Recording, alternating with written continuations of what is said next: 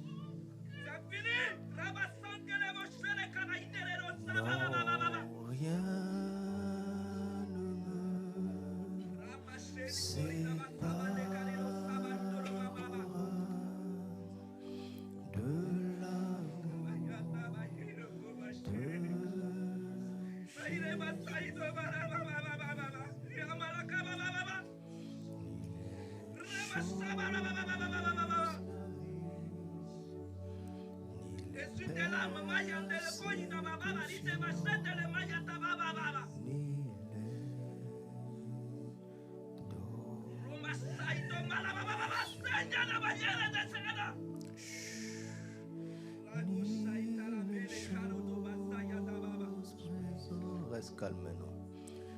Ni les choses à venir, ni toutes les puissances.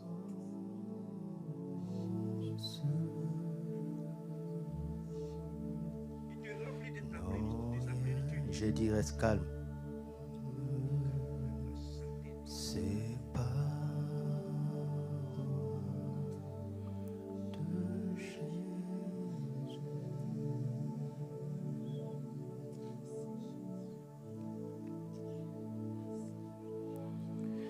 Non, rien ne me séparera de l'amour de Jésus, ni les jours, ni la vie, ni les persécutions,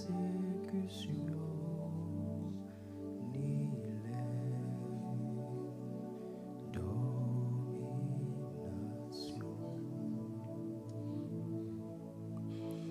ni les choses présentes, ni les choses à venir, ni toutes les puissances.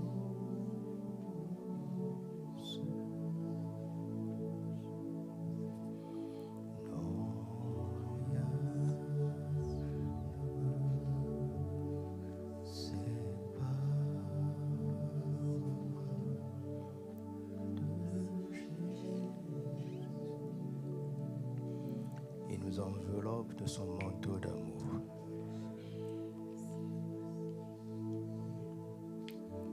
Il nous enveloppe de son manteau d'amour. Il nous fait réaliser combien il nous aime.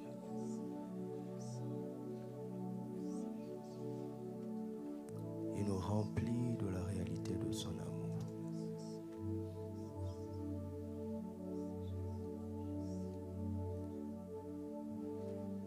Il nous fait entendre ses paroles.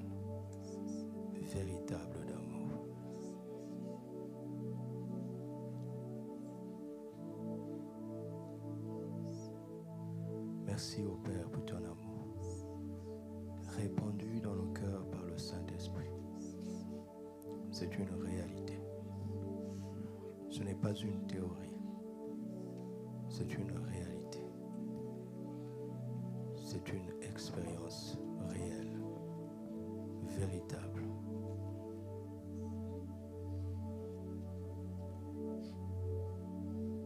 Qu'il n'y ait plus aucun doute en chacun d'entre nous au sujet de ton amour. Et que nous sachions répondre à ton amour de tout notre cœur, de toute notre âme, de toutes nos pensées, de toutes nos forces, de toute notre vie. Tu nous as tant aimés. Tu n'attends pas moins de nous.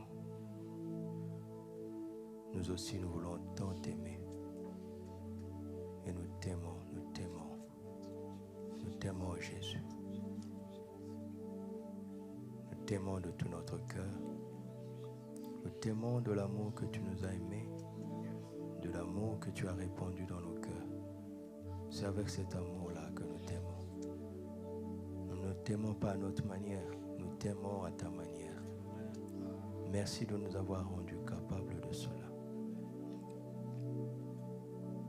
Je t'en prie, empêche-nous de revenir en arrière. Empêche-nous.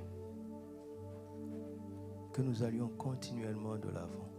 Que nous progressions sans cesse dans l'expression, dans la manifestation de ton amour envers toi et envers notre prochain. Que cette capacité surnaturelle augmente chaque jour en nous. Car c'est là où se trouve notre bonheur, c'est là où se trouve notre accomplissement, c'est là où se trouve notre autorité suprême en toi. Nous te remercions. Merci d'avoir agréé l'offrande des paroles de nos bouches, des chants qui ont exprimé ce qu'il y a dans nos cœurs. Merci de nous avoir permis de t'adorer, en esprit et en vérité. Merci aussi de nous parler en retour. Au nom de Jésus, Amen.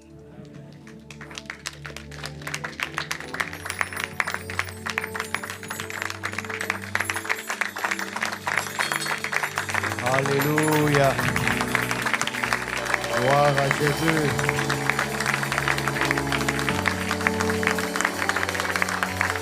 Amen. Asseyons-nous et nous allons lire Romains chapitre 8. Gloire à Dieu. Merci Seigneur.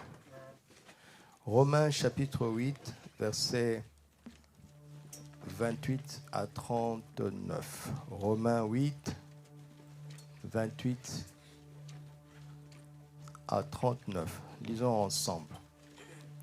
Nous savons du reste que toute chose concourt au bien de ceux qui aiment Dieu et de ceux qui sont appelés selon son dessein. Car ceux qu'il a connus d'avance, il les a aussi prédestinés à être semblables à l'image de son Fils, afin que son Fils fût le premier-né entre plusieurs frères. Et ceux qu'il a prédestinés, il les a aussi appelés. Et ceux qu'il a appelés, il les a aussi justifiés. Et ceux qu'il a justifiés, il les a aussi glorifiés. Que dirons-nous donc à l'égard de ces choses? Si Dieu est pour nous, qui sera contre nous? Lui qui n'a point épargné son propre Fils, mais qui l'a livré pour nous tous, comment ne nous donnera-t-il pas aussi toutes choses avec lui? Qui accusera les élus de Dieu? C'est Dieu qui justifie. Qui les condamnera? Christ est mort, bien plus, il est ressuscité, il est à la droite de Dieu et il intercède pour nous. Qui nous séparera de l'amour de Christ? Sera-ce la tribulation ou l'angoisse ou la persécution ou la faim ou la nudité ou le péril ou l'épée? selon qu'il est écrit, c'est à cause de toi qu'on nous met à mort tout le jour, qu'on nous regarde comme des brebis destinées à la boucherie. C'est à cause de toi. Mais dans toutes ces choses, nous sommes plus que vainqueurs par celui qui nous a aimés. Car j'ai l'assurance que ni la mort, ni la vie, ni les anges, ni les dominations, ni les choses présentes, ni les choses à venir, ni les puissances, ni la hauteur, ni la profondeur, ni aucune autre créature ne pourra nous séparer de l'amour de Dieu manifesté en Jésus-Christ notre Seigneur. Amen. Ce texte termine avec des paroles d'assurance. Après avoir posé des questions et répondu, il dit, j'ai l'assurance. J'ai l'assurance. Ce texte commence par nous. Il termine par je. Alléluia. C'est-à-dire qu'à un moment donné, et je prie que ce soit le cas pour chacun d'entre nous, il faudrait qu'au sortir d'ici, tu puisses t'approprier ce que Dieu a rendu réel pour nous tous en Jésus-Christ. Mais l'assurance, ce n'est pas quelque chose de communautaire. L'assurance est personnelle. L'héritage est communautaire. Mais l'assurance, c'est chacun d'entre nous qui doit prendre position par rapport à ce que Dieu a fait pour nous en Jésus-Christ. Alléluia. Relisons ce passage dans la parole vivante. Nous savons du reste que les intentions bienveillantes de Dieu sont à l'origine de tout ce qui nous arrive.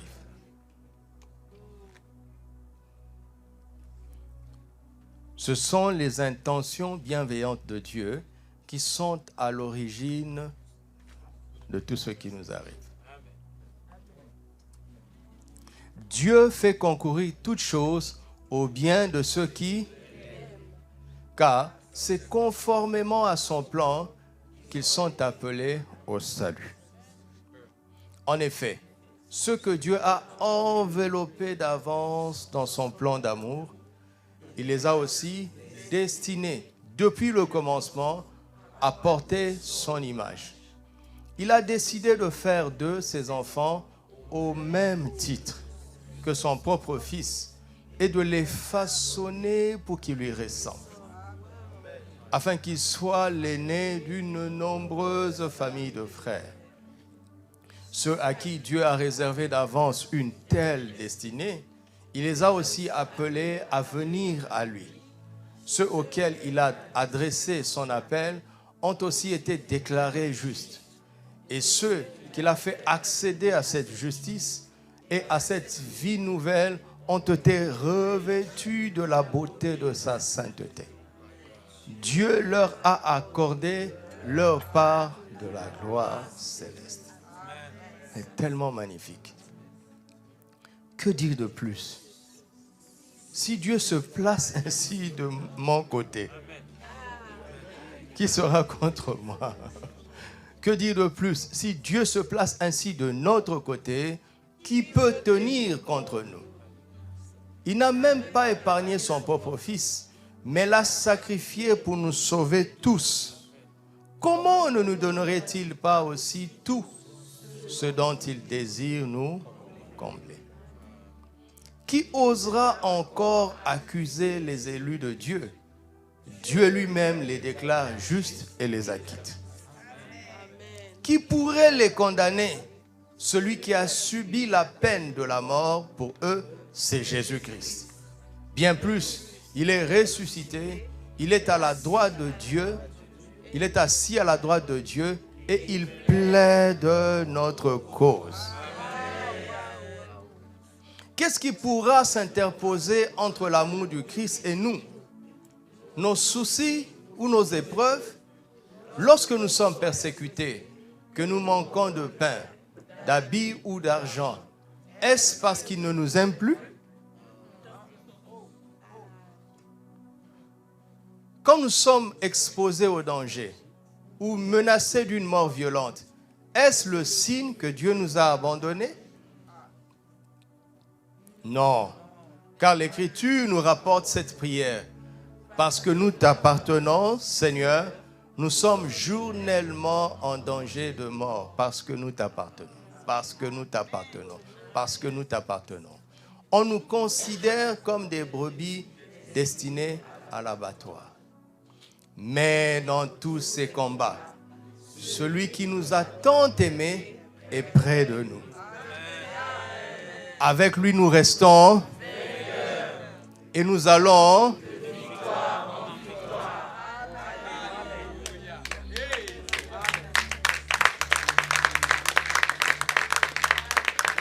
Et poursuit en disant, oui, j'en ai l'absolue certitude. Vous souvenez-vous des bases absolument certaines. J'en ai l'absolue certitude. Rien ne pourra nous arracher de l'amour de Dieu. Ni la mort, ni la vie, ni les anges, ni les puissances infernales, ni les dangers présents, ni l'incertitude de l'avenir. Aucune autre force de l'univers, qu'elle vienne d'en haut ou de l'abîme, aucune autre créature. Non, rien au monde ne peut ériger une séparation entre nous et l'amour que Dieu nous a témoigné en Jésus-Christ notre Seigneur et dont nous jouissons en communion avec lui. Amen. C'est merveilleux, c'est tellement, tellement merveilleux. Et nous rendons grâce à Dieu. Alléluia. Nous parlons du trio triomphant, le dessein de Dieu et la destinée de l'homme. Le trio triomphant, le thème de notre mois, à savoir la foi, l'amour et l'autorité en Christ, n'est-ce pas?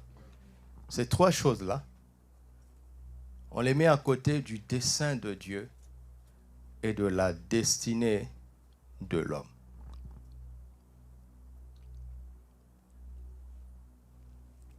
Il y a quelques années, papa a fait une déclaration en disant que c'est comme une monnaie qui a deux faces.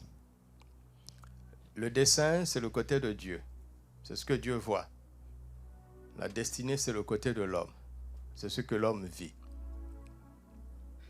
Et il dit au verset 28, qui est notre verset de base d'abord, il dit que nous savons. Et nous devons le savoir. Nous savons du reste que toute chose concourt au bien de ceux qui aiment Dieu et de ceux qui sont appelés selon son dessein. Et le dessein ici est au singulier. Dieu a un seul dessein. Et il dit que toute chose, dans le dessein de Dieu, tout ce que Dieu a appelé dans son dessein, je vais expliquer bientôt, il ne leur reste qu'une seule chose à faire, c'est d'aimer Dieu. Dans ce verset, la seule chose qu'il nous demande de faire, c'est de l'aimer.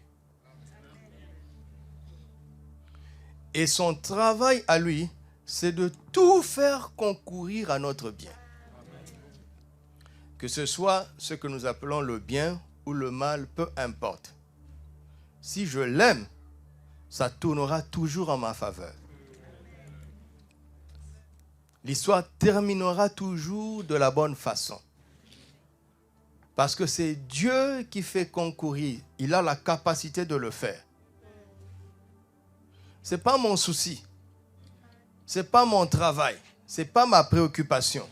Ma préoccupation doit être de l'aimer lui. Et vous comprenez donc que dans la suite, il est donc question que quelque chose nous sépare de cet amour. Parce que le vrai but de l'adversaire serait d'arriver à nous séparer de cet amour, car c'est cet amour qui est notre force.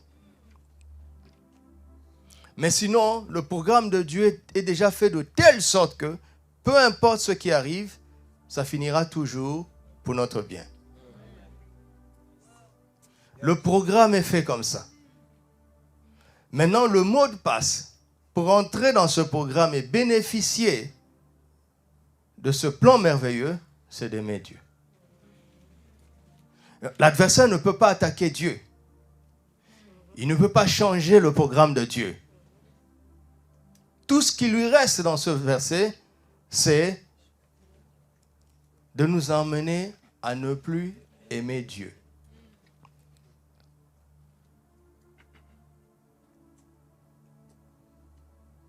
C'est ça le vrai enjeu. Cela veut dire que l'amour nous donne une autorité extraordinaire face à n'importe quelle circonstance. Notre autorité se trouve dans l'amour, dans le fait d'aimer Dieu, pas dans l'onction qui est une bonne chose. L'onction est une chose excellente, mais l'onction ne nous donne pas une autorité suprême. C'est le fait d'aimer Dieu. Le fait d'aimer Dieu.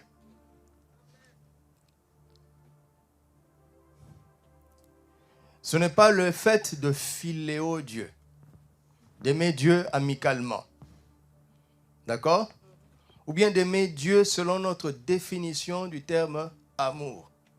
Vous savez, pour une personne, il y a ce monsieur très inspiré qui fait du bien vraiment aux couples et aux familles, l'excellent Gary Chapman. Il a découvert qu'il y a en général 5 langages de l'amour. Donc chacun définit l'amour selon son langage. Les paroles valorisantes, les services rendus, les moments de qualité, et quoi d'autre? Les cadeaux, et enfin, le toucher.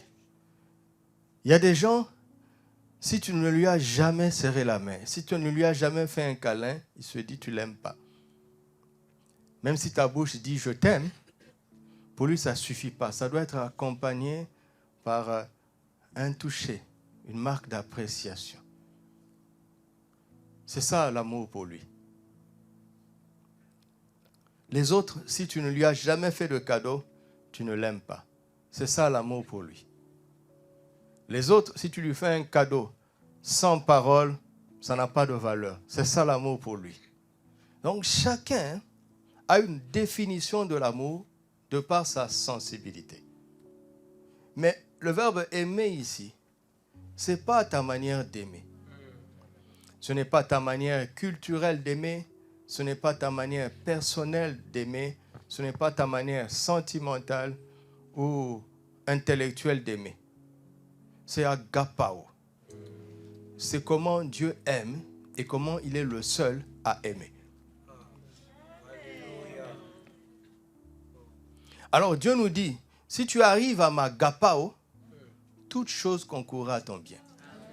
J'ai conçu mon programme de telle sorte que quand tu arrives, si quelqu'un sur la terre arrive à ma agapao, tout va concourir à son bien. Cette personne n'a plus besoin de bouclier, il n'a plus besoin d'assurance, il n'a plus besoin de sécurité. Parce que peu importe ce qui lui arrive, ça concourt à son bien. Si tu l'attaques, tu le promeus. Si tu lui fais des cadeaux, tu le promeus. Si tu dis du bien de lui, tu assures sa promotion. Si tu le critiques, tu assures sa promotion. Donc il n'y a rien que tu puisses faire contre une telle personne. Absolument rien. Et ce qui lui donne cette autorité suprême sur n'importe quelle circonstance, c'est le fait d'aimer Dieu comme Dieu seul est capable d'aimer. Qui peut y arriver? Personne.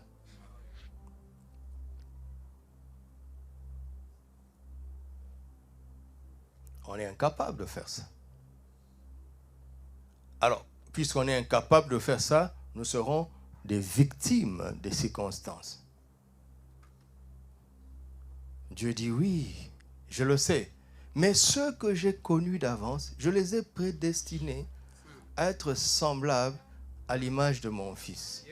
Regardez comment mon Fils m'a aimé et comment il m'aime.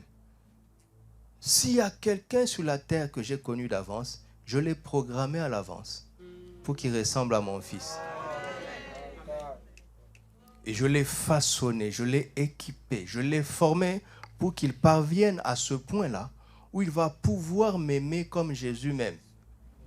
Et lui-même, il sera étonné de m'aimer à ce point-là.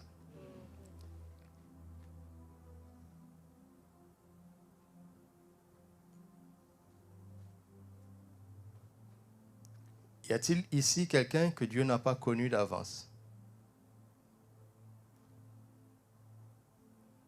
Tu es sûr que Dieu t'a connu d'avance? Donc, il t'a destiné à l'avance à ressembler à Jésus. Ainsi, tu pourras l'aimer comme Jésus l'aime. Regardez Jésus. Qu'est-ce qui a pu le détruire? Absolument rien. Jésus n'a pas eu que des persécutions. Hein. Il y a des gens qui l'ont aimé. Il y a des gens qui lui ont fait du bien. Il y a des gens qui l'ont servi. Ils étaient minoritaires, mais ils ont été là. Il a eu beaucoup d'adversaires, mais cela n'a rien changé. Parce qu'il connaissait le secret. Il connaissait le secret de l'autorité. Et ce secret, c'est quoi? D'aimer Dieu. Alors, on accède dans cet amour-là par la porte de la foi. Romains chapitre 5, verset 1. Étant donc justifiés par quoi? Par la foi. Nous avons la paix avec Dieu par notre Seigneur Jésus-Christ, à qui nous devons d'avoir eu par la foi accès à cette grâce. C'est une grâce dans laquelle nous demeurons fermes et nous nous glorifions de l'espérance de la gloire de Dieu. Bien plus, nous nous glorifions même des afflictions. Parce que nous avons une connaissance, sachant que l'affliction va produire la persévérance. Et nous savons que la persévérance va produire la victoire dans l'épreuve. Et nous savons que cette victoire dans l'épreuve va produire l'espérance. Or, l'espérance ne trompe point. Pourquoi? Parce que l'amour avec lequel Dieu s'attend à ce que nous l'aimions a été répandu, déversé dans nos cœurs par le Saint-Esprit qui habite en toi. Voici le trio triomphant qui est là. La foi me permet d'avoir accès à la grâce de Dieu. Et à travers cette grâce, le Saint-Esprit répand l'amour de Dieu dans mon cœur. Mes parents ne m'ont pas appris ça, ils le savent bien. L'école ne m'a pas appris ça. La culture ne m'a pas appris ça. Cela ne s'apprend pas, cela se reçoit par le Saint-Esprit. Le Saint-Esprit est en toi, il a déjà répandu cet amour en toi. 1, il faut le savoir. 2, il faut l'accepter. 3, il faut maintenant l'activer. S'en servir envers Dieu. Ne cherche pas à aimer Dieu par toi-même. Aime Dieu avec l'amour que le Saint-Esprit t'a donné. Et tu seras étonné de toi-même. Tu seras étonné. Et quand tu passes ta vie à aimer Dieu, Dieu passe le reste de sa vie à faire concourir tout ce qui nous arrive à notre bien. Donc, ton job ainsi que le mien, c'est d'aimer Dieu constamment. C'est ça ton travail. C'est ça mon travail. C'est cela notre devoir. C'est là où se trouve notre autorité. Vous me comprenez? Alors Jésus dit, mais Seigneur, cet amour est répandu dans mon cœur, mais je n'ai pas toujours l'impression que j'aime Dieu comme toi tu l'aimes. Jésus dit, alors écoute-moi, si vous m'aimez, gardez mes commandements. C'est-à-dire, Dieu attend à ce que je l'aime selon ce qu'il me dit dans sa parole. Tu ne vas pas donner un bouquet de fleurs à Dieu. Non. C'est quoi son langage d'amour? C'est les paroles valorisantes. Toi, tu vas valoriser Dieu. Les services rendus, tu vas lui rendre un service. Hein? Alors, chaque jour, ma réponse à sa parole me permet de lui témoigner mon amour.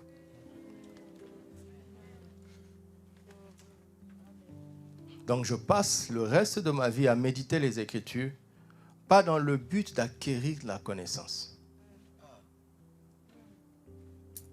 mais dans le but de savoir comment pratiquer cet amour qui est déjà en moi.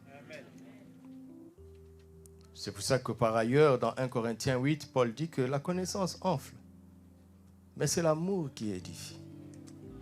Si quelqu'un pense savoir, il ne sait pas encore grand-chose. Mais celui qui aime, celui-là est connu de Dieu. L'amour ne cherche pas à savoir des choses. L'amour cherche à être connu de Dieu. Alléluia.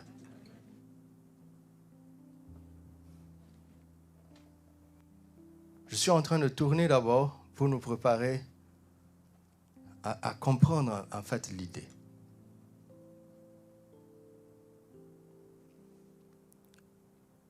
Est-ce que si on te dit qu'il y a un moyen dans la vie pour qu'à la fin du compte, peu importe ce qui arrive, que tu sois toujours du bon côté de l'histoire, que tu sois toujours parmi les vainqueurs, si on te dit ça, tu seras intéressé, n'est-ce pas? Qui n'est pas intéressé par ça? Personne. Mais Dieu nous dit, mais voici le secret. Le secret, c'est que tu m'aimes comme Jésus m'aime. Il dit, mais cela devient possible par la foi. Ah, je suis content. Parce que c'est accessible. Par la foi, cela est accessible. Je ne vous ai pas encore convaincu. Mais non, je vais insister. Ne t'exclus pas de cela. Dieu sait que c'est humainement impossible. Il nous a présenté l'évangile pour que nous croyions en Jésus-Christ. En croyant en Jésus-Christ, nous recevons le Saint-Esprit. Tu sais que ton corps est le temple du Saint-Esprit. Tu ne doutes pas que le Saint-Esprit est en toi. Mais s'il est en toi, il a déjà répandu cet amour en toi. Et c'est en suivant tous les jours la parole de Dieu que tu comprends comment toucher Dieu avec ce que Dieu appelle l'amour. Pas selon nous, mais selon lui. Selon lui. Est-ce que vous savez que même en matière d'offrande, nous devons donner à Dieu ce qu'il attend que nous lui donnions? En réalité, c'est comme ça que ça fonctionne. Dieu ne peut pas te demander de donner 10 000 si tu ne les as pas. N'est-ce pas? Parce que nous recevons de lui tout ce que nous lui apportons. C'est-à-dire, dans tout ce que Dieu te donne, il y a une semence qu'il a mise dans tes mains, qu'il attend de toi.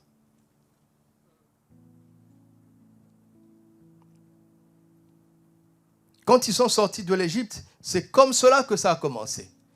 Dieu a donné une liste. Il dit, voici les choses que vous m'apporterez. Il dit, vous prélèverez ces choses du milieu de mon peuple. Ces choses sont là-bas.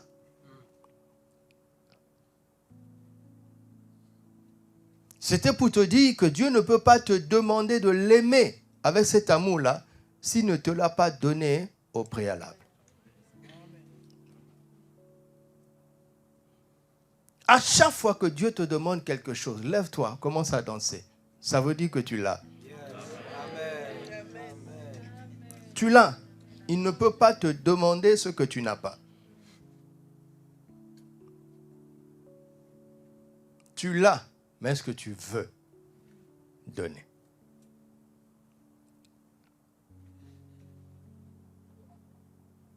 Et ça, c'est un secret extraordinaire. L'assurance vie est ici. Une sécurité totale. Peu importe les circonstances, où que tu sois, où que tu ailles, quoi qu'il arrive, cela finira par concourir à ton bien si tu aimes Dieu. Alléluia.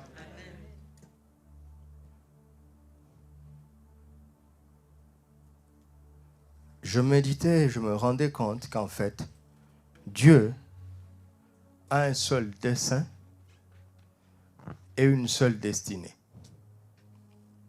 Nous, tout ce qu'il a connu d'avance, il nous a prédestinés à faire quoi? À ressembler à son Fils.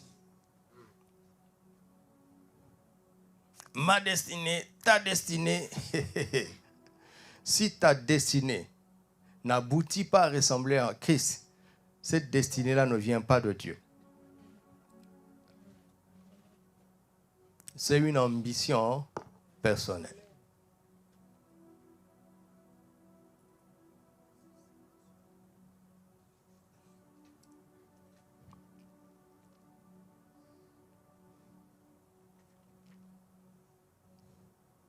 Regardons le psaume 33, verset 10. Psaume 33, verset 10. L'Éternel renverse les desseins des nations. Il anéantit les projets des peuples. Les desseins de l'Éternel subsistent à toujours et les projets de son cœur subsistent de génération en génération. Ce que nous voyons ici, c'est que les projets viennent des desseins. D'accord? Donc un dessein, c'est une intention.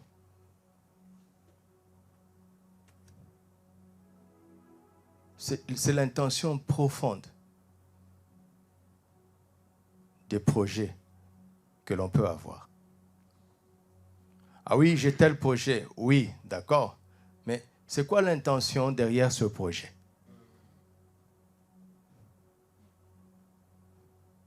Il y a une intention avant le projet. Les projets ne naissent pas comme ça. Les projets commencent sous forme d'intention. C'est ce qu'on appelle dessein. Les nations ont leurs desseins.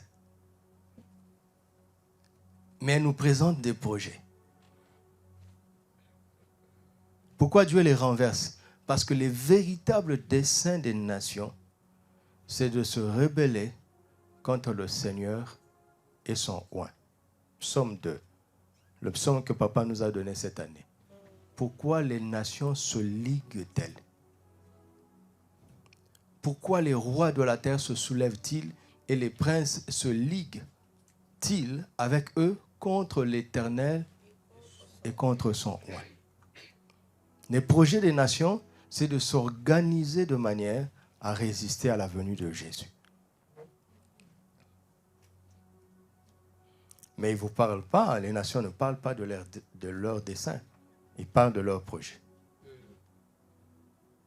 Et ces projets appâtent et embarquent même les enfants de Dieu. Parce qu'ils manquent de discernement, ils sont dans l'ignorance. Mais Dieu les renverse. Alléluia. Le gouvernement mondial n'entrera jamais en place tant que l'Église sera sur terre. Plusieurs fois dans l'histoire, ils étaient prêts. Mais quelque chose s'est passé. Il y a eu reset. Ça s'est remis à zéro.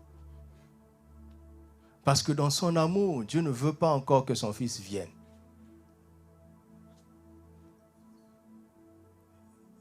il faut que la grâce continue. Parce qu'après la grâce, ça va être difficile, presque impossible d'être sauvé. Tout est prêt, mais il n'y arrive pas. Vous connaissez l'histoire, non? Il y a toujours eu, dans l'histoire de l'homme, un ambitieux qui voulait gouverner la terre. Et ils ont presque réussi. Hein? Alexandre le Grand, Napoléon Bonaparte, Sundiata Keïta. Il faut citer aussi les Africains. Parce qu'on nous fait croire que la grandeur, c'était que de l'autre côté. Ah non, non, non, non, non. Non, non, non. En Afrique centrale, il y avait le royaume Congo, un grand empire. Shaka Zulu.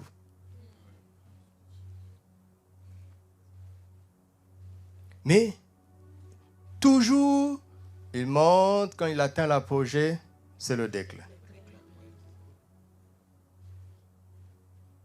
C'est comme ça. Parce que c'est l'Éternel qui renverse ça. Pourquoi? Parce qu'il a aussi une intention profonde. Son projet, c'est l'évangélisation mondiale, la mission faite de toutes les nations. Mais ça, c'est un projet. C'est un projet. Est-ce que vous savez que vous pouvez multiplier les églises et être en dehors des desseins de Dieu? Multiplier les séminaires, être en dehors, ce n'est pas les projets qui doivent nous conduire. C'est l'intention profonde d'abord. Et nous devons veiller à ce que le projet de nos vies soit l'expression visible des desseins de Dieu. Sinon, c'est Dieu qui va nous combattre. Il va renverser ça. Mais si le projet de ta vie est l'expression, si ta destinée est l'expression des desseins de Dieu, je t'assure, personne ne va t'arrêter. Et le bien et le mal assureront ta promotion.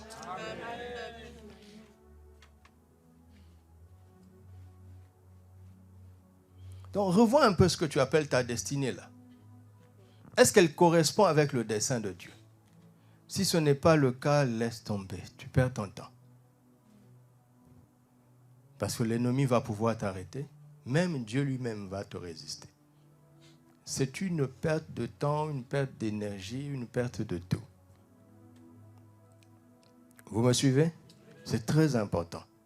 Donc, l'autorité absolue se trouve dans le fait d'aimer Dieu parce qu'on a répondu à l'appel de son dessein, pas à l'appel du ministère. D'accord? Ton ministère doit servir à son intention la plus profonde. Est-ce que je vous parle? C'est ça. C'est ça. Alors, régulièrement, il faut revoir sa vie, se tenir dans la présence de Dieu et faire cette prière que j'aime beaucoup, où David dit « Sonde-moi, sonde-moi ». Allons-y, dans le psaume 139. Psaume 139 est magnifique parce qu'il commence par « Éternel, tu me sondes et tu me connais ». Et il termine en disant « Sonde-moi ». Donc c'est la sonde. C'est la sonde de la vie de quiconque veut plaire à Dieu. C'est la sonde. Et à l'intérieur, il comprend que lorsque j'étais une masse informe et vide, tes yeux me voyaient. Et sur ton livre, ma destinée était écrite. De manière détaillée, chaque jour. Chaque jour. Amen. Chaque jour. Avant qu'aucun d'eux n'ait existé.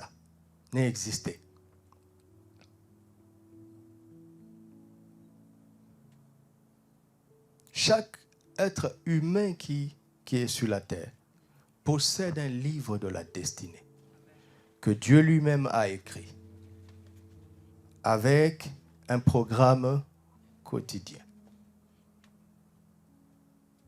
Nous connaissons de plus en plus le Seigneur. Nous apprenons à le connaître. Dieu ne va pas te donner un programme à la minute près. il met de grandes lignes. Parce qu'il a créé l'homme pour qu'il soit libre.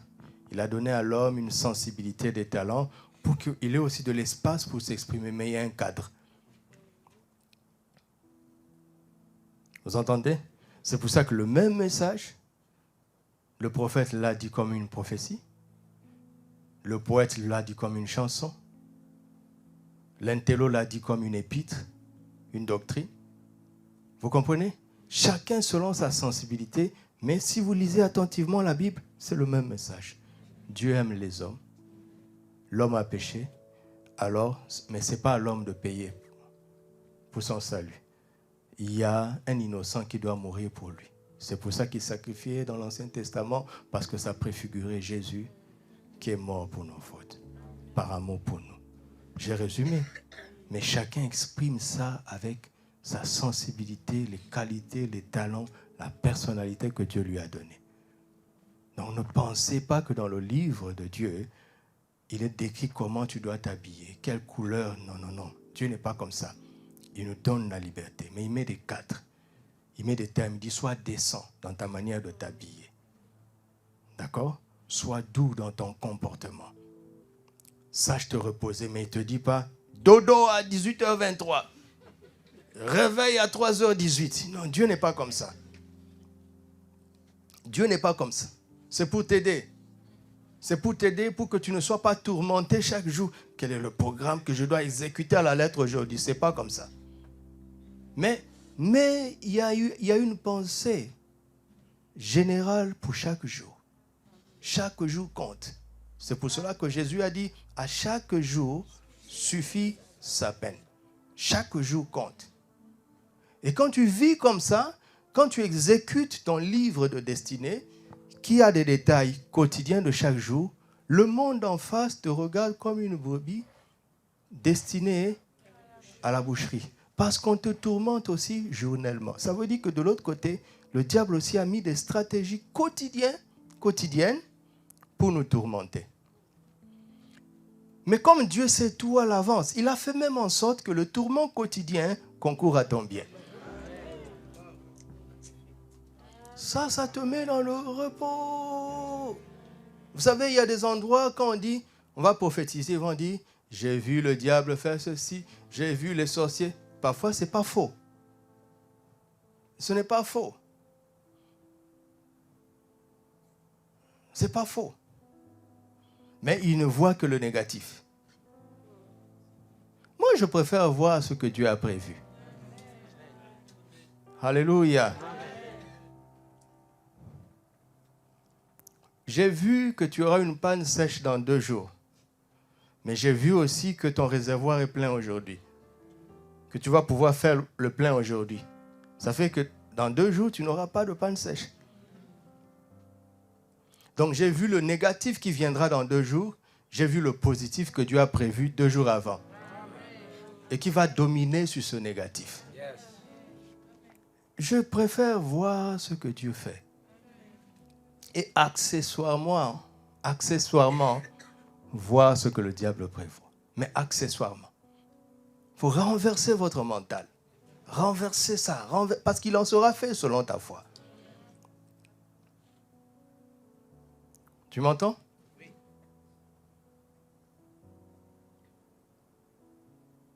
C'est quoi ces dons spirituels qui ne voient que le négatif? Je ne comprends pas ça. Je ne suis pas d'accord avec ça. Mais je sais que parfois ce n'est pas faux. Mais si ça ne termine pas par une parole d'espérance, il y a quelque chose qui ne va pas. Les gens vont quitter ta présence avec la peur. Donc, tu as fait l'œuvre du diable. Dieu ne parle pas comme ça.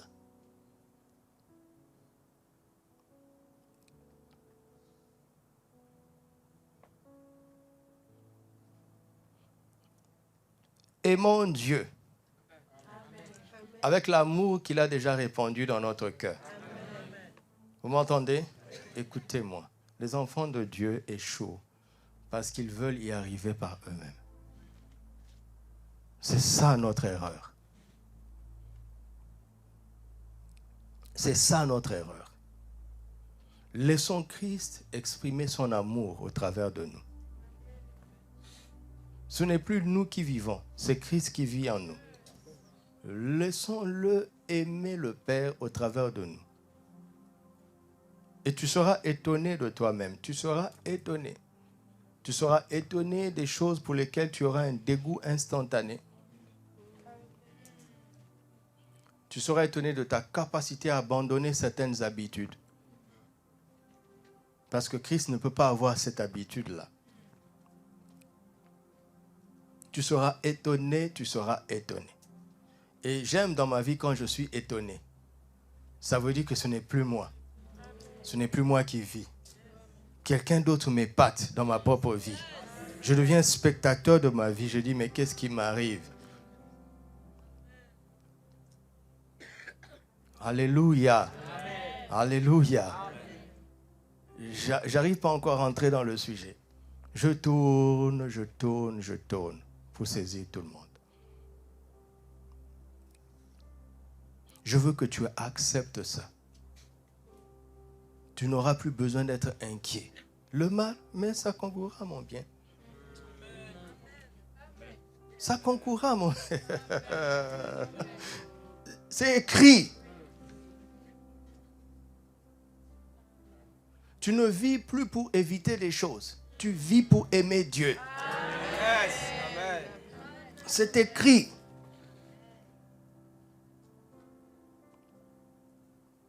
C'est écrit.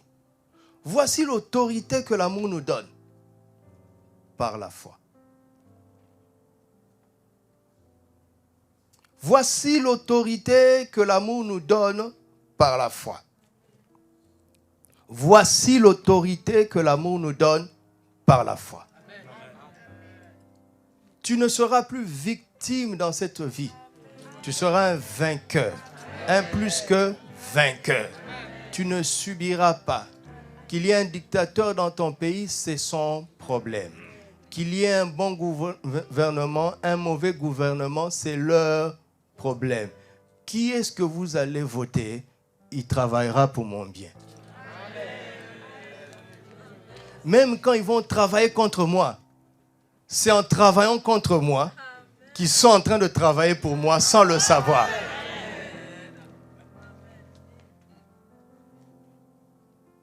Mais quel est mon secret? Je laisse Jésus aimer Dieu son Père au travers de moi. Aujourd'hui, le corps de Jésus sur la terre, c'est toi et moi. Aujourd'hui, Jésus démontre son amour sur la terre au Père à travers toi et moi. Au ciel, il n'y a pas de problème. C'est sur la terre, là. C'est sur la terre.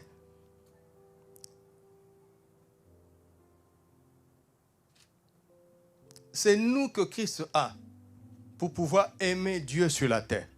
C'est toi et moi. C'est toi et moi. C'est toi et moi. Chacun de tes projets doit venir de l'intention d'aimer Dieu. Ta destinée doit venir de l'intention d'aimer Dieu. Pas du fait d'épater les hommes ou bien de marquer l'histoire. Vous savez, j'aime beaucoup écouter les champions. Hier soir, j'étais en train d'écouter un champion. Et il a fait quelques exploits ces derniers temps dans des sports de combat. Et bientôt, il va affronter un redoutable adversaire. Mais à chaque combat, il dit déjà à l'avance qu'il va gagner. Alors, le journaliste lui a posé la question, mais tu parles trop. Est-ce qu'il t'arrive de penser au jour où tu vas perdre? Il dit, parce que de nos jours, tout est enregistré.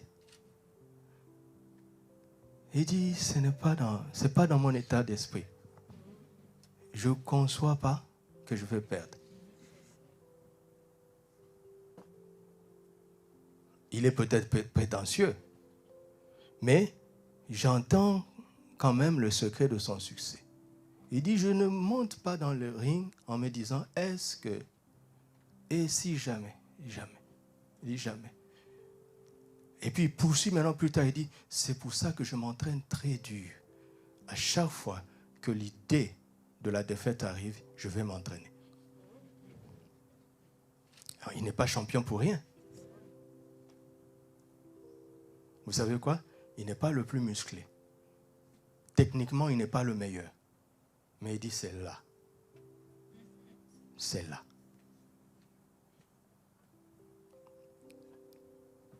Il y a des secrets, des vrais secrets dans la parole de Dieu. Si tu aimes Dieu, d'accord? L'échec n'est plus une option. Ce n'est pas une option. L'inquiétude devient étrange. Ton avenir est scellé.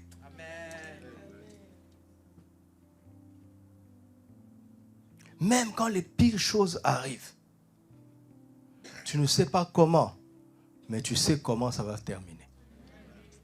En ton bien. Qui accepte ça? Alors, puisque nous avons accepté ça, merci Seigneur, regardez maintenant, le verset 31 dit, que dirons-nous donc à l'égard de ces choses? Lesquelles? Lesquelles? Ah, vous voyez, j'ai commis la même erreur. Que dirons-nous donc à l'égard de ces choses? Ces choses-là précèdent. Tout ce que je me suis époumoné à vous dire jusque-là. Quand Paul a accepté ça, il dit, bon, maintenant, avec tout ça, qu'est-ce qu'il me reste à dire? Qu'est-ce qu'il nous reste à dire après tout ce que nous avons découvert du verset 28 au verset 30? Frères et sœurs, ce livre est tellement sérieux. Je ne suis pas en train d'enseigner une doctrine ou une théologie.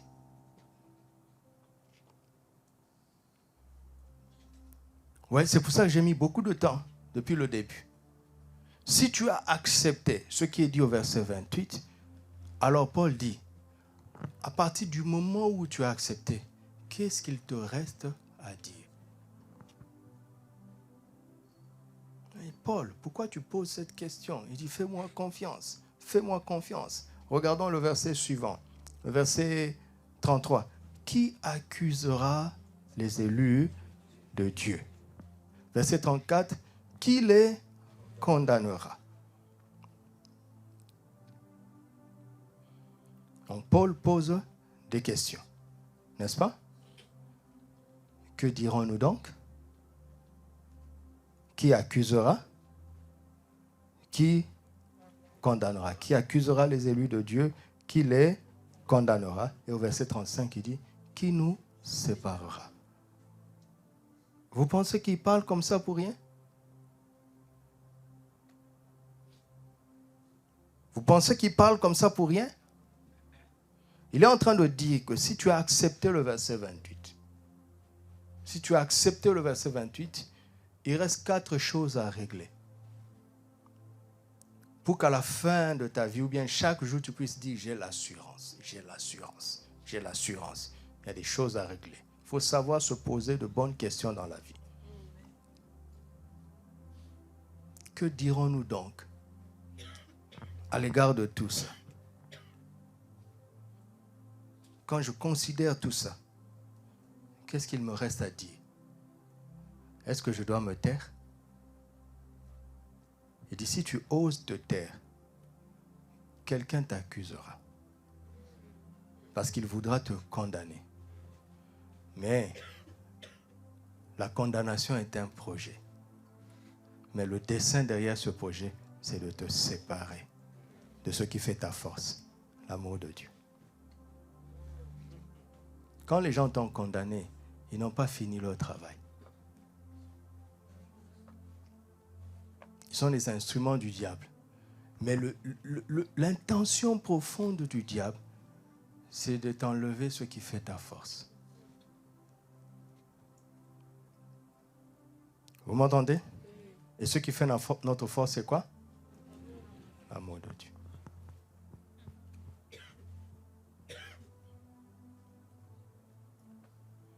Parce que cette fois, le juste tombe, il se relève.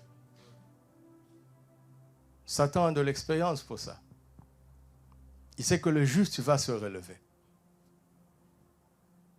La condamnation n'est pas fatale pour le juste.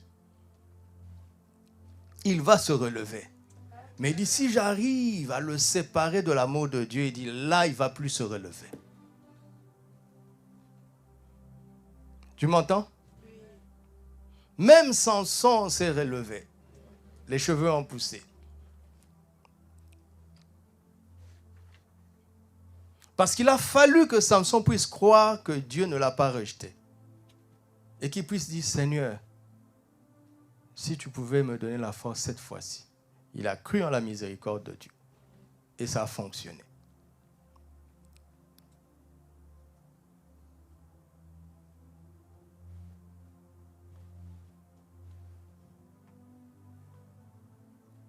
Je suis en train de parler à une autorité.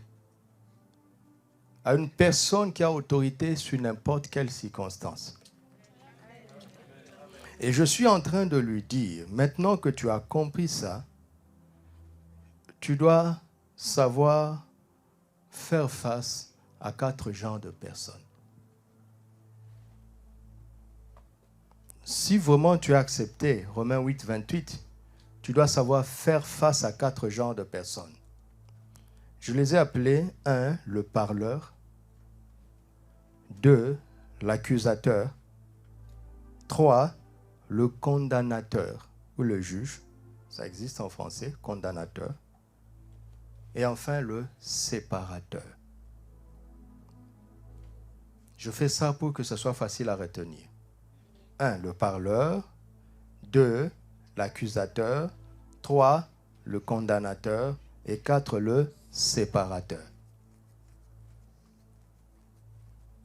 Si tu ne sais pas comment faire face à ces 4 genres de personnes, tu perdras de l'assurance un jour.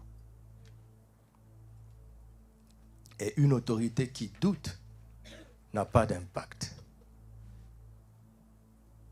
L'autorité ne supplie pas. Il commande l'obéissance et il condamne la désobéissance. Mais s'il doute, les montagnes vont lui résister. Vous m'entendez? Est-ce que vous m'entendez? Que dirons-nous à l'égard de ces choses?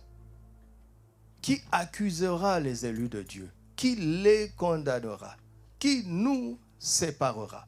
Vous voyez, dans les mots que Paul utilise, vraiment j'aime beaucoup Paul. C'est un grand pédagogue. Dans les mots que Paul utilise, il y a le nous chez le parleur et le séparateur. Mais l'accusateur et le condamnateur, ce n'est pas nous. Ça dit que le parleur, ça doit être toi. Il dit, que dirons-nous à l'égard de ces choses? Ça veut dire que ce que toi tu vas dire va déterminer si tu vas vivre le verset 28 ou pas. C'est dans ta bouche. Avant même qu'il y ait des accusateurs, avant même qu'il y ait des gens qui vont te condamner, toi tu dois parler d'abord. C'est parce que tu parlerais mal qu'on va t'accuser et qu'on va te condamner. Si tu parles bien, personne ne peut t'accuser, te condamner avec succès. Si tu parles bien, que dis-tu de toi-même? Il dit, que dirons-nous à l'égard de ces choses? Et il répond, nous dirons ceci. Si Dieu est pour nous, qui sera contre nous? Si Dieu est pour nous, qui sera contre nous? Qu'est-ce que vous avez entendu? C'est un appel au défi. Vous m'entendez? Si tu te lèves ici, tu dis, personne ne peut me vaincre, quel sera le réflexe des gens? Le monde est comme ça. Le monde est comme ça. C'est un appel au défi. Et si tu peux défier ouvertement les gens comme ça, c'est parce que tu es sûr de toi. Tu es sûr de ton Dieu. Quelqu'un est-il sûr de son Dieu? Si Dieu est pour nous, qui sera contre nous? Autrement dit, il sait que Dieu est pour nous.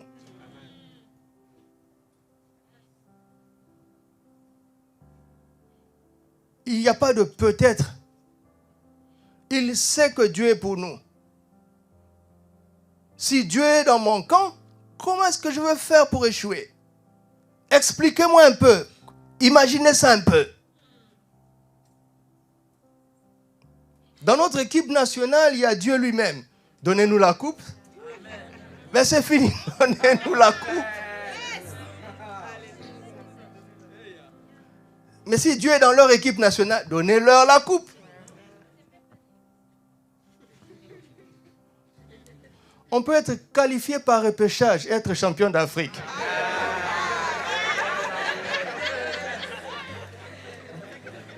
Tout le monde s'est moqué de nous. Mais quelque chose s'est passé et le Maroc nous a sauvés. Et puis nous sommes passés en demi, il restait 2 minutes, on a égalisé. Et puis on passe au penalty. Ils ont raté. C'est comme si le sort est toujours de notre côté. C'est pas le sort, si Dieu est pour nous. Quelque chose va se passer finalement, on va gagner. Parce qu'on ne peut pas échouer si Dieu est pour nous. Même si le monde entier se ligue contre nous, même si vous êtes en train de nous mener 6-0 et qu'il reste 1 minute, ça ne s'est jamais produit. Ce jour-là, ça va se produire. 7 buts en 40 secondes.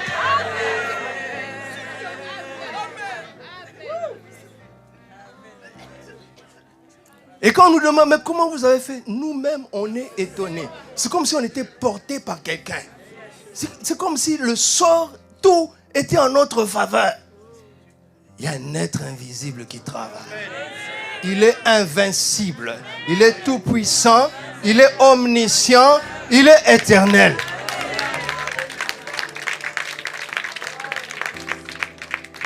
Donc, il est question d'être conscient s'il est pour nous. Ce verset-là me choque. Quand il est pour nous, ça veut dire qu'il a choisi son camp. Il n'est pas neutre. Dieu n'est pas neutre. Il a choisi son camp.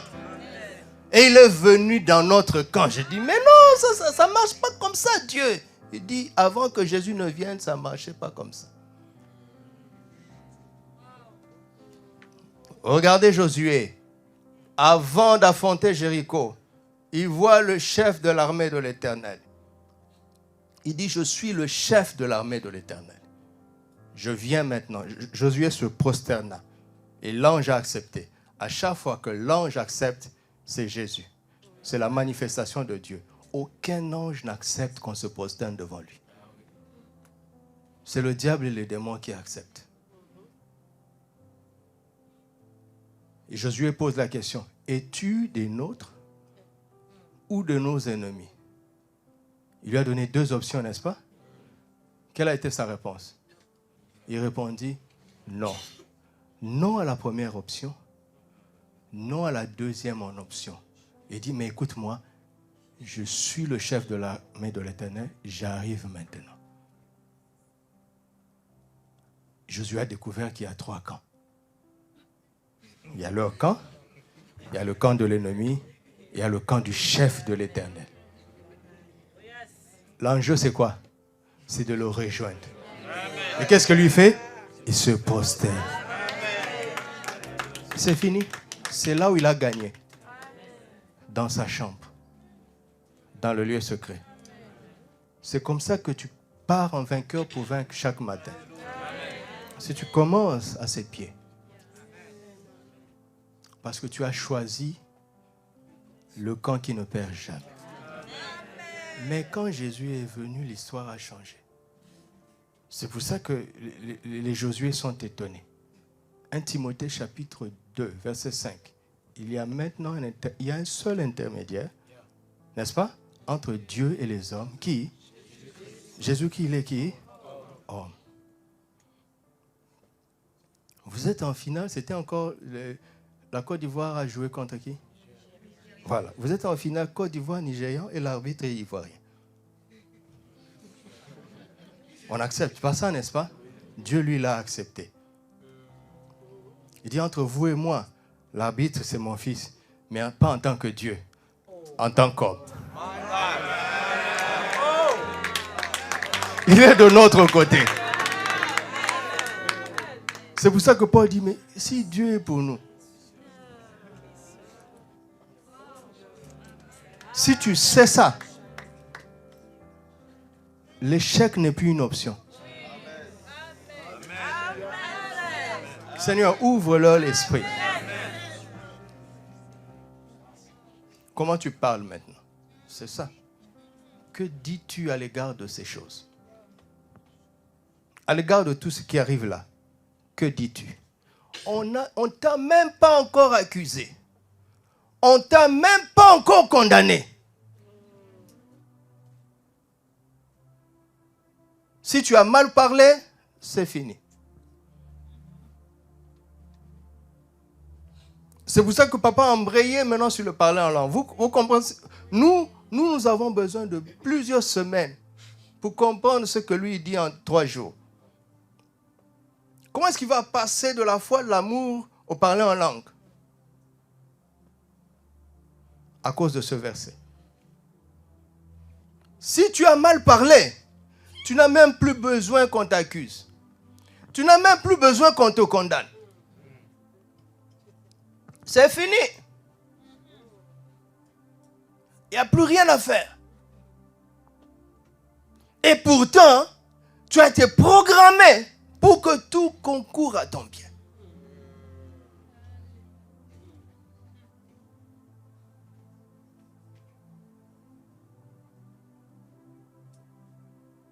Regardez, Job 38, verset 1. 1 et 2. L'Éternel répondit à Job du milieu de la tempête et dit, qui est celui qui obscurcit mes desseins par quoi?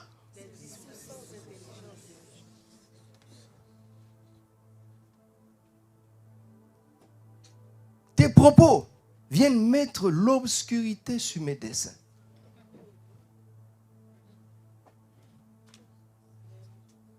Seigneur, tu sais que c'est Satan qui m'attaque. Tu sais que mes amis m'accusent, me condamnent. Dieu dit, Job, je m'en fous de Satan. Je m'en fous de tes amis. Ce qui importe pour moi, c'est ta bouche.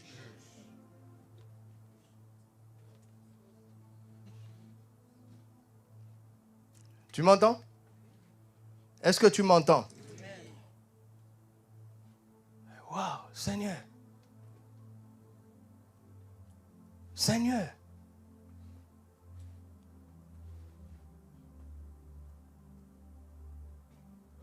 Et ce qui compte, c'est ta bouche.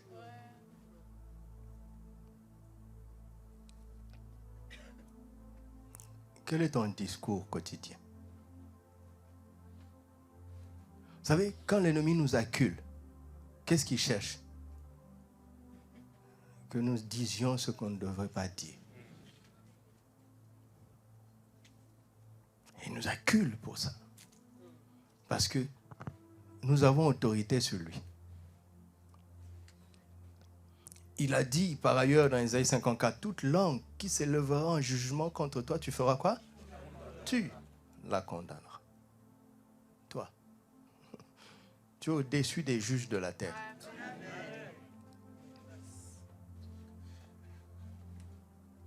Aucun verdict négatif extérieur ne peut avoir de l'effet sur toi si toi-même, tu n'as pas décrété quelque chose de négatif.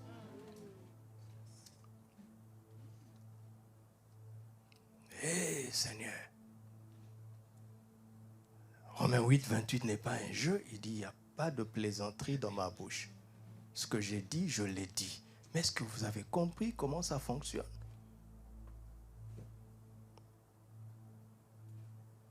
Ah, Seigneur, je comprends pourquoi les choses ne concourent pas toujours à mon bien. Il dit, voilà.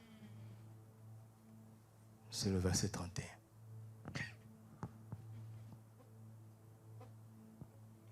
Chapitre 42, Job, regardez, chapitre 42. Job répondit à l'Éternel et dit, je reconnais que tu peux tout et que rien ne s'oppose à tes pensées. Quel est celui qui a eu la folie d'obscurcir mes desseins? Oui, j'ai parlé sans les comprendre. De quoi? Des merveilles qui me dépassent et que je ne conçois pas. Quoi? Quoi? Job, ce qui t'est arrivé, en quoi cela était merveilleux? Hein? En quoi c'était merveilleux?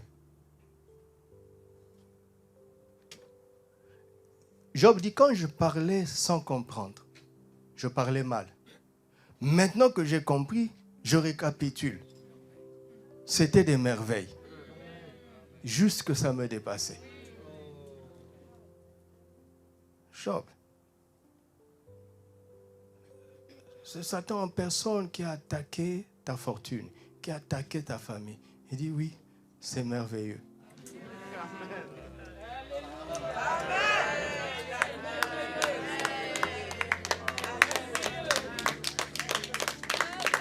Il dit regarde. Pourquoi c'est merveilleux? Parce que ça va concourir à mon bien. Job. Il dit oui, j'étais comme vous avant. J'ai changé de niveau. Je vous comprends quand vous ne comprenez pas. J'étais là-bas aussi.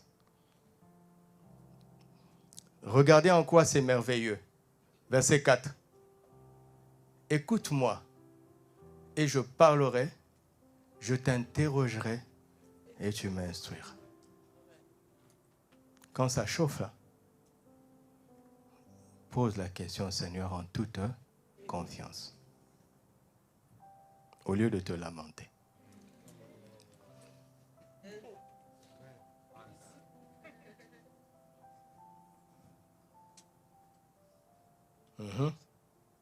Mon oreille, plusieurs ici sont là. Vous avez entendu. Ça vous a donné la foi. Merci, c'est déjà bien. Mais il faut voir, il faut toucher, il faut palper. Mon oreille avait entendu parler de toi. Maintenant, quand? Maintenant, mon œil t'a vu. Sa situation n'a pas changé.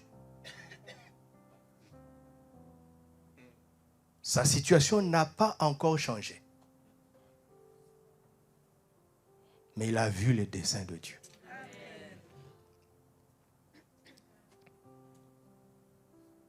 Continue. C'est pourquoi je me condamne et je me répands sur la cendre, sur la poussière et sur la cendre. C'est la repentance. Il n'y a pas de lien générationnel à aller chasser. Répands-toi de tes mauvais propos.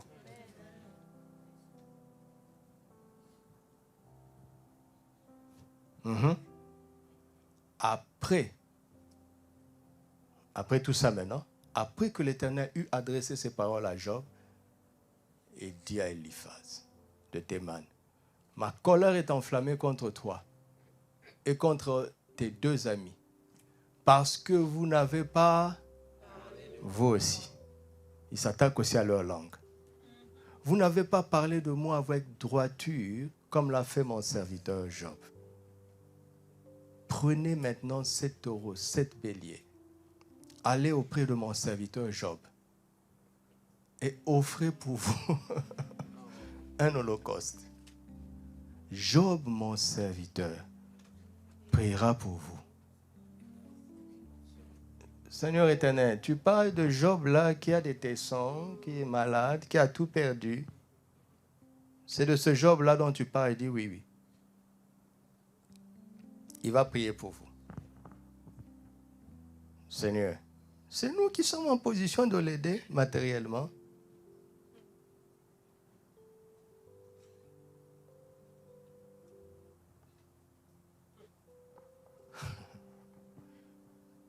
Job, mon serviteur, priera pour vous et c'est par égard pour lui seul que je ne vous traiterai pas selon votre folie. Ça veut dire quoi? Job avait plaidé pour ses amis. Son cœur était maintenant rempli d'amour. C'est pour ça que Dieu se permet d'emmener les hommes à s'humilier. Si tu es plein de rancœur, ceux qui t'ont fait du mal, Dieu ne les emmènera pas à s'humilier. Ils vont tomber sous ton pouvoir. Dieu ne te fait pas confiance. Et il ne te fait pas confiance. Car vous n'avez pas parlé de moi avec droiture comme l'a fait mon serviteur Job. Verset 10. L'Éternel rétablit Jacob dans son premier état. Job dans son premier état. Quand Job eut prié, autrement dit, quand Job les eut pardonnés. Hein? J'ai l'autorité en Christ. S'il n'y a pas d'amour, ton autorité est neutralisée. Et l'Éternel lui accorda quoi? Job avait déjà vu ces merveilles avant que ça ne se manifeste. En fait, toutes les attaques de Satan contre Job ont multiplié sa vie par 2.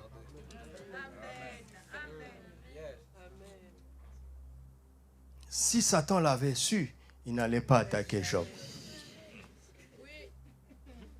Si Satan l'avait su, il n'aurait pas crucifié le Seigneur de gloire.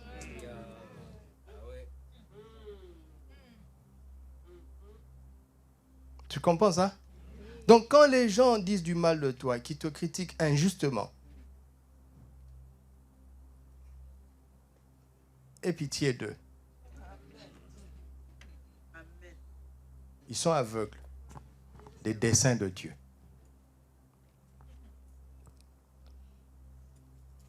Ça va te faciliter beaucoup de choses. Hein?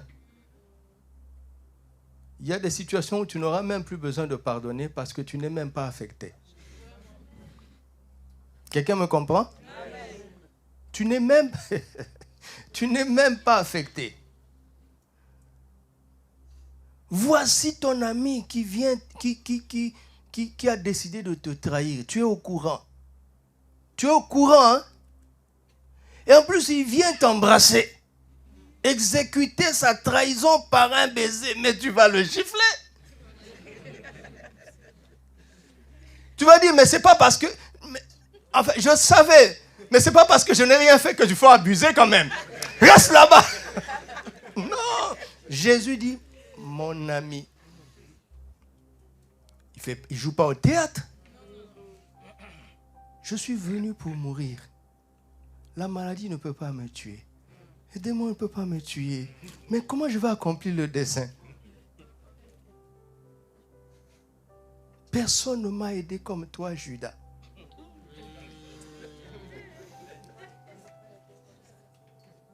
C'est toi, mon ami. Personne n'a aidé Jésus comme Judas.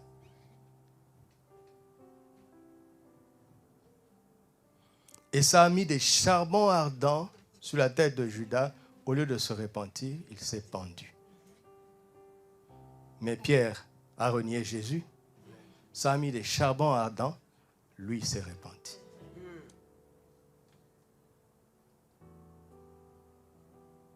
Mais le Père avait dit, assieds-toi à ma droite, jusqu'à ce que je fasse de tes bien-aimés ton marchepied. Jusqu'à ce que je fasse de tes collègues ton marchepied. Ok? Ça veut dire quoi? Qui va t'aider à monter? Et toi, tu préfères qui?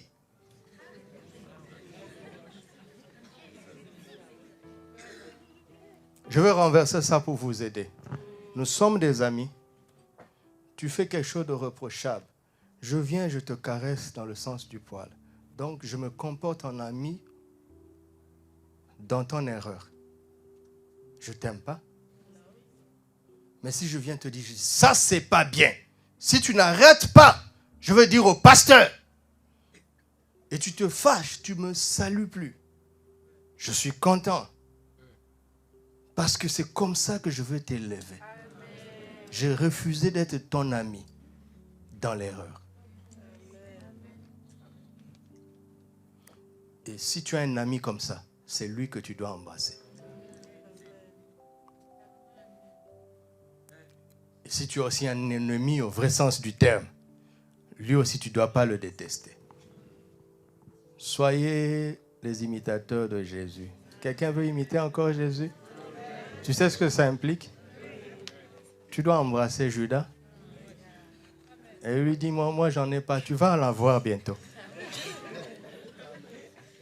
Tu vas en avoir. Tu dois en avoir. C'est un bon amen. N'ayez pas peur.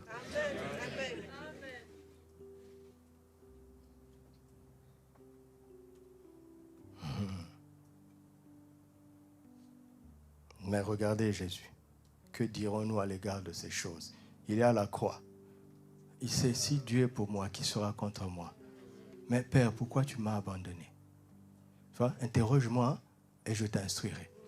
Mon Dieu, pourquoi tu m'as abandonné? C'est une question, non? À la fin, il dit, pardonne-leur. Ils ne savent pas ce qu'ils font. Il a été instruit. Si Jésus n'avait pas dit pardon, comment est-ce qu'on serait pardonné? Regarde, si quelqu'un t'a agressé et qu'on l'a attrapé, tu ne portes pas plainte, on ne va rien lui faire. On va demander ton avis. Donc Jésus a retiré la plainte avant de mourir. Que dirons-nous à l'égard de ces choses?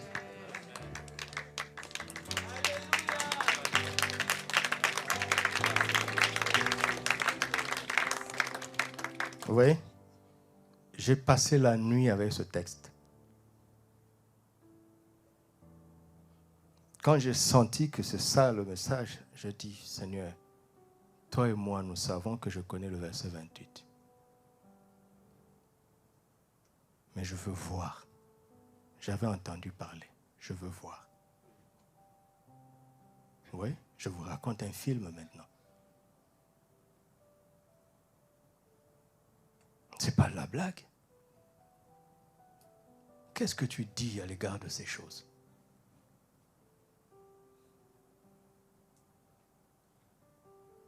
Regardez Joseph.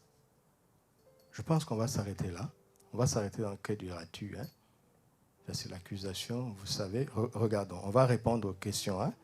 Après, on va rester dans les paroles parce que ça va nous propulser à partir du jeudi au parler en langue. Parce que là, on dit que des merveilles. Job a découvert. On te gifle, c'est merveilleux. On t'insulte, c'est merveilleux. On te prive, c'est merveilleux. On te donne, c'est merveilleux. Mais tu ne peux pas le dire en français parce que ton cerveau dit, mais ce n'est pas merveilleux. Alors, je prends le langage de Dieu.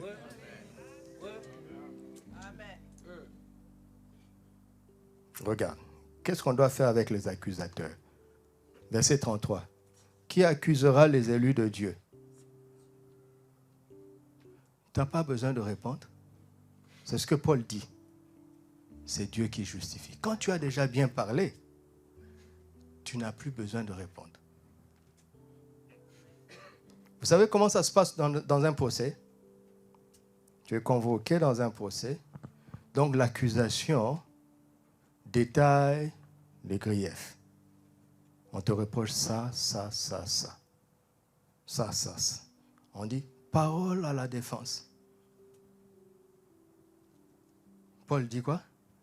C'est Dieu qui justifie. Donc qui est mon avocat? Quand tu as bien parlé dans le tribunal de la vie, tu n'as plus besoin de parler. C'est quand tu as mal parlé avant que tu vas devoir te défendre. Mais quand tu as déjà bien parlé, Dieu entre en scène. Qui le condamnera? Christ est mort. Mais pourquoi Paul dit ça? Pourquoi Paul dit ça? Il dit, mais le chef d'accusation dit que tu as fait ça, donc c'est passible de mort. Oui, Christ est mort.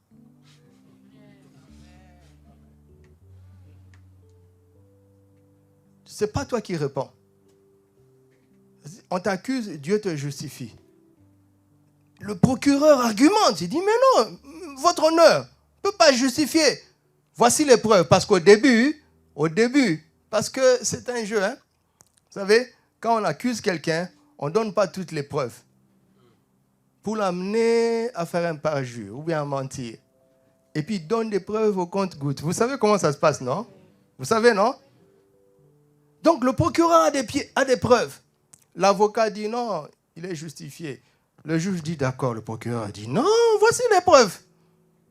Toi, tu es là spectateur. Tu avais parlé avant. Et Dieu dit, ah oui, cette preuve, mais Christ est mort. Ils n'ont plus d'argument. Maintenant, là, ils n'ont plus d'argument, mais l'avocat, Dieu continue, il dit, il est ressuscité. Maintenant, il est assis à la droite du Père. Il plaide pour nous. Maintenant, Christ connaît ta vie, procureur. Toi qui l'accuses de ça, là. Mais ta vie, là, on ne connaît pas. Mais moi, Christ, je connais.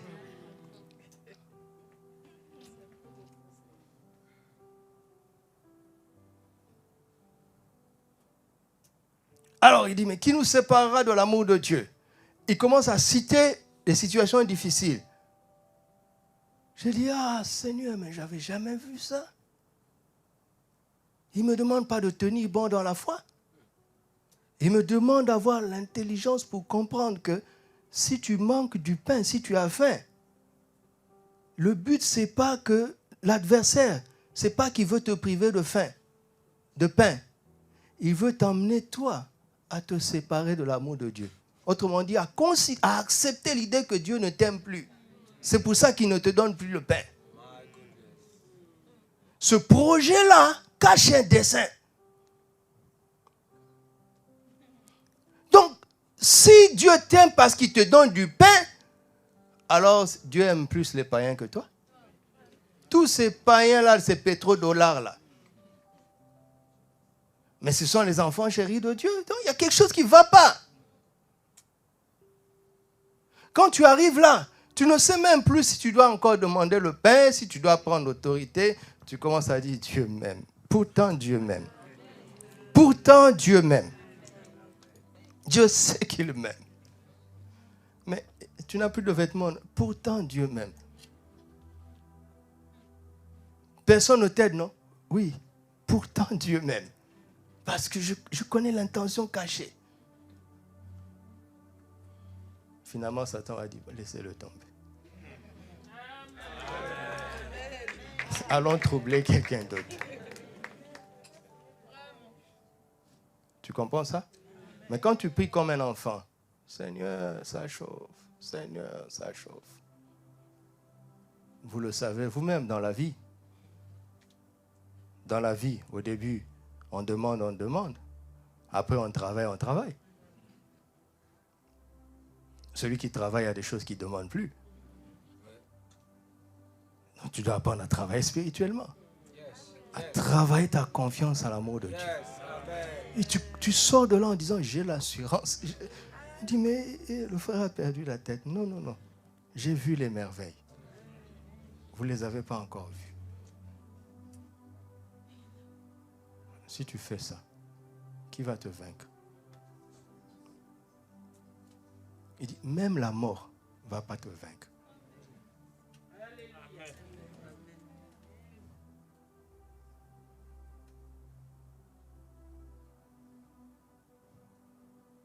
Ça s'est passé dans un village au Congo chez nous, dans les années 30. Un couple missionnaire de la Scandinavie, Suède ou Finlande, ils ont reçu l'appel pour aller annoncer l'évangile quelque part au-delà du fleuve, en Afrique subsaharienne. La parole était authentique et les descriptions étaient tellement précises qu'ils ont retrouvé, en longeant le fleuve, sont tombés dans un village, tel que Dieu leur avait dit. Ils ont commencé à témoigner. Les gens sont animistes. Ils n'ont jamais entendu parler de Jésus. Personne ne les suivait. C'était dur. Il n'y a pas d'internet, il n'y a pas de poste. Ils sont coupés de leur mission. en Europe.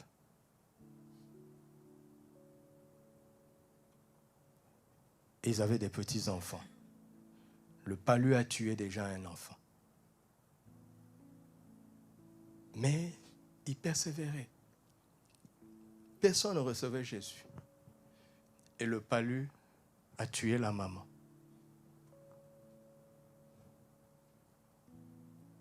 Le monsieur a craqué. Il a perdu sa femme, il a perdu un de ses bébés. Alors il s'est révolté. Il a repris les 2 enfants qui lui restaient. Il est retourné dans son pays. Il a abandonné la foi. Il est devenu ivrogne. C'est sa fille aînée qui raconte. Elle n'a jamais connu son père en tant que chrétien. Elle entendait seulement que son père était missionnaire. Il y avait beaucoup de Bibles dans leur maison. Papa ne veut même pas qu'on ouvre le livre. Mais de temps en temps, elle entendait son père dire, ce Jésus-là m'a tout pris. Il m'a déçu, il m'a tout pris. C'est cette phrase qui était dans sa tête. Mais comme la mission avait essayé de les récupérer, et la mission payait les études des enfants, c'est la mission qui a envoyé l'enfant à l'école, donc dans une école chrétienne. C'est comme ça qu'elle a eu une éducation chrétienne et qu'elle, elle a décidé de suivre Jésus. Plus de 40 ans plus tard, il y avait une convention missionnaire à laquelle elle a assisté. Et il y a un jeune missionnaire congolais qui vient et qui témoigne avec preuve à l'appui comment il y a eu le réveil dans le village. Et que c'est à partir de ce réveil que lui a reçu Jésus jusqu'à faire des formations, à devenir pasteur et à venir comme représentant d'une grande mission qui prospère au Congo. Et il raconte que souvent il va dans la tombe de la dame qui lui avait annoncé l'évangile. Parce qu'il est reconnaissant. La maman de cette fille-là. Donc la fille s'est levée, elle s'est présentée, elle a embrassé le monsieur, elle a demandé au monsieur, est-ce que tu peux venir à la maison voir mon père? Parce que le mari de cette dame est encore en vie. Je suis sa fille. Et ils sont allés. Et puis elle a dit une seule phrase à son père. Maman n'est pas morte pour rien. Notre petite sœur n'est pas morte pour rien. Jésus ne nous a pas tout pris. Voici le résultat de votre travail. Et le monsieur est tombé en larmes. Il n'a plus jamais pris une seule goutte d'alcool.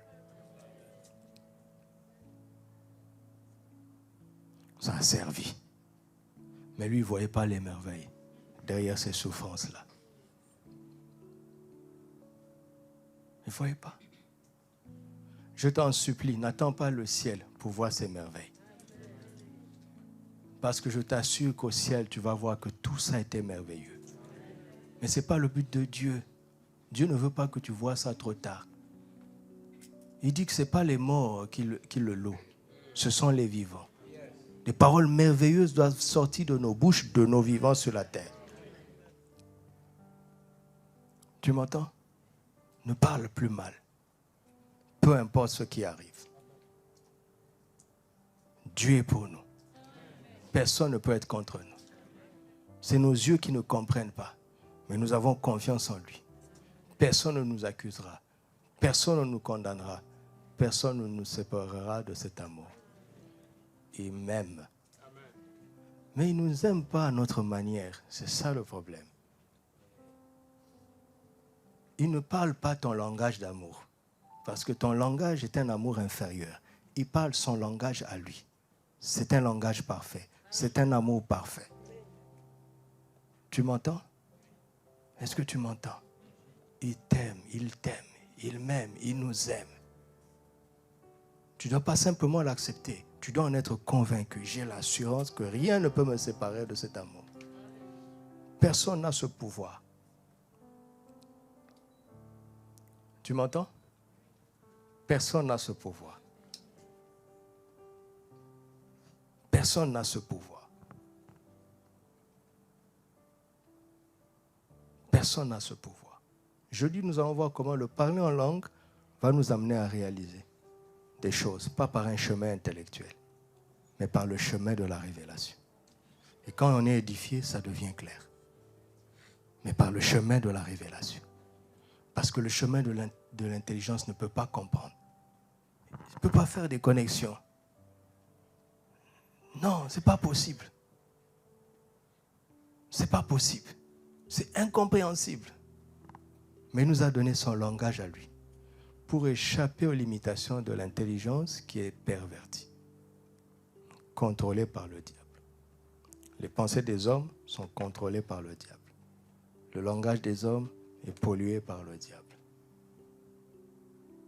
C'est sérieux, mes amis. Tu m'entends? Tu es un enfant de Dieu. Tu n'es pas simplement un chrétien, un adhérent de la religion chrétienne. Oublie ça. Tu as une nationalité céleste. Tu appartiens au royaume des cieux. Et c'est un royaume réel qui protège ses enfants, qui fait valoir leurs droits, mais pas à notre manière. Dans ce royaume, il n'y a que de plus que vainqueurs. Tu m'entends? Il n'y a que des merveilles ici. Que des merveilles. Que des merveilles. Alléluia. Rendons grâce à Dieu pour ces merveilles dans nos vies. Père, tu es merveilleux. Tu ne fais que des merveilles. Tes desseins sont bienveillants. Tu n'as jamais eu une seule mauvaise intention à notre sujet. Jamais. Même pas pendant une seconde. Même pas quand nous péchions ou que nous désobéissions. Tu ne sais pas penser mal envers nous. Tu ne sais pas concevoir des mauvais desseins. Chaque jour, ton amour te pousse à mettre en place un plan d'amour et des solutions de victoire. C'est pourquoi nous te rendons grâce et nous te disons, tu es merveilleux. Tu ne fais que des merveilles. Tu es tellement fort, tu es tellement puissant, tu es tellement grand que tu sais tout retourner en notre faveur. Et nous sommes émerveillés par cette capacité que tu as de renverser les choses. Oh Seigneur, reçois la gloire. Bénis ton Dieu, je t'en supplie. Reçois la louange. Merci pour ton amour. Merci pour l'amour que tu nous montres tous les jours. Merci davantage pour cet amour que tu nous as donné afin que nous puissions t'aimer de la bonne manière, de la meilleure manière, afin que nous puissions t'aimer comme Jésus. Merci pour ton amour. Merci pour ton amour. Merci pour le don et le dépôt de cet amour dans nos cœurs par le Saint-Esprit. Parle encore à ton Dieu. Ne fais pas de prière religieuse. Parle avec ton cœur. Parle avec ton cœur. Parle à ce Père qui t'aime tant, qui t'aime tellement et qui n'attend pas moins de toi parce qu'il sait ce qu'il a mis en toi. Oh Père, merci, merci. Je t'aime de tout mon cœur. Je t'aime avec toute ma vie. Je t'aime avec tout ce que je suis. Je t'aime avec le souffle que tu m'as donné en ce jour. Je t'aime avec les possibilités que tu me donnes. Je t'aime avec les paroles, avec les pensées de mon cœur, avec les actes que tu m'inspires à poser. Je vis pour toi. Et ce n'est pas comme si je te faisais un avantage. Non, Seigneur, mon cœur est porté à le faire parce que je suis reconnaissant. Je le suis davantage parce que tu m'as rendu capable. Je sais que cela ne vient pas de moi. Cela dépasse ma bonne volonté. C'est ta grâce. Tu nous as donné accès à cette grâce par la foi. Et nous te disons merci. Nous te disons merci parce que tu nous rends capables d'aimer même nos ennemis. Ce que Jésus a pu faire, je peux le faire. Pas seulement envers toi, mais envers nos ennemis, envers mes ennemis, envers ceux qui me regardent en inimitié. Je peux les aimer comme Jésus a aimé Judas. Je sais très bien que je n'en suis pas capable. Mais j'accepte la capacité que tu m'as donnée. Tu nous as rendus participants de ta nature. Le pardon devient normal. Le pardon devient facile. Oui, j'ose le dire. Le pardon devient facile. Parce qu'il n'est pas difficile pour toi de pardonner. Il ne sera plus difficile pour moi. C'est parce que j'étais ignorant, Seigneur, que j'ai souffert avec des émotions négatives. Mais le temps de l'ignorance est fini. Ce temps-là est passé. Ce temps est révolu. Car j'ai découvert le secret.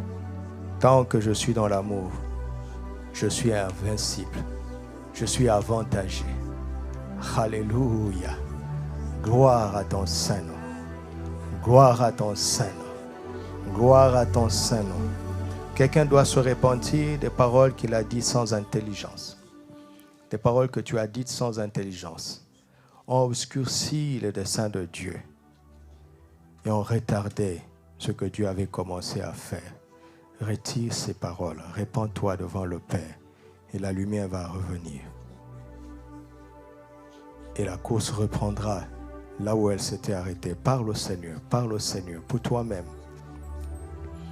Parlons au Seigneur.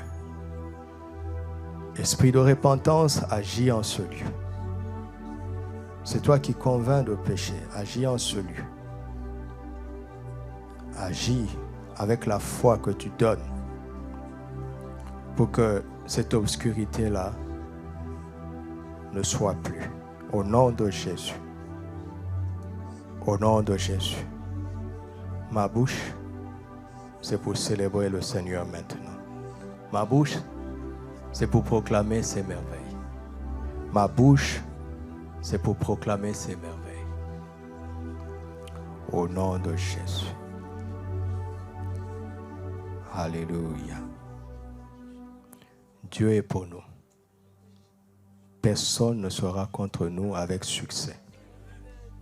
C'est un fait. Dieu est pour nous. Nous n'en avons aucun doute. Parce que nous sommes en Christ. Dieu est pour nous.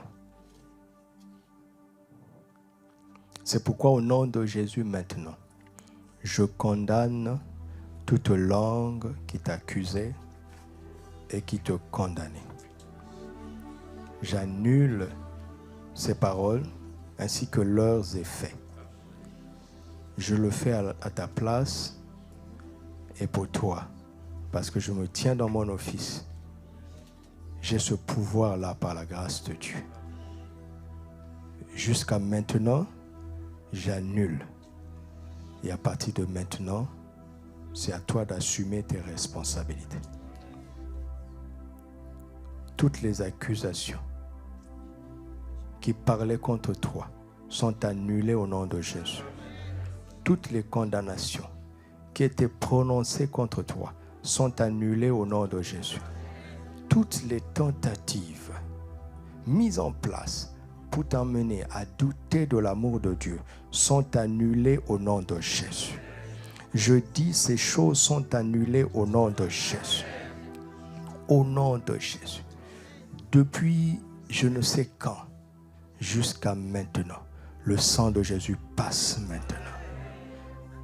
Et le sang de Jésus efface. Le compteur est remis à zéro. Maintenant, écoute-moi. Ne laisse pas les accusateurs parler avant toi. Ne laisse surtout pas les accusateurs parler à ta place. Ne laisse surtout pas les accusateurs, s'ils osent parler, avoir le dernier mot. Tu as le pouvoir, tu as l'autorité de condamner ces accusations. Mais à chaque fois que tu le fais, fais-le dans l'amour. Fais-le dans l'amour et prie pour eux. Protège-les parce qu'ils courent un grand risque. Mais ne porte pas plainte devant la justice de Dieu. Souviens-toi qu'il ne t'a pas condamné. toi aussi ne condamne pas non plus. Au nom de Christ Jésus. Père, je te demande pour ce peuple un plus grand discernement des ruses de l'ennemi. Que là où l'ennemi les trompait, il n'y arrive plus. Et que leur confiance en ton amour, leur foi en ton amour, s'enracine davantage. Afin que aucun vent n'arrive à les déstabiliser. Aucune situation, aucune circonstance, aucune secousse de la vie n'arrive à les déstabiliser. Qu'ils soient profondément ancrés dans ton amour et qu'ils en parlent avec assurance. Au nom de Christ Jésus, Amen.